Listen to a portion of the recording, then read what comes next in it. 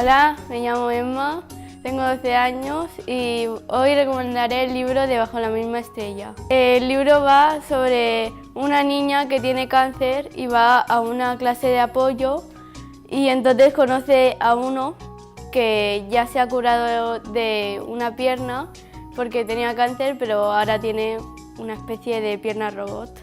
Y entonces el chico le invita a su casa y la chica le da un libro y ese libro no tiene final y para descubrir el final van a Ámsterdam porque ahí está el autor.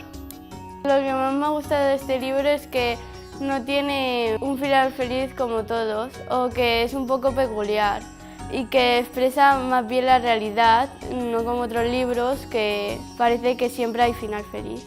Me ha dado sensaciones de tristeza, pero también de alegría, porque en algunas escenas pues, hay escenas de comedia.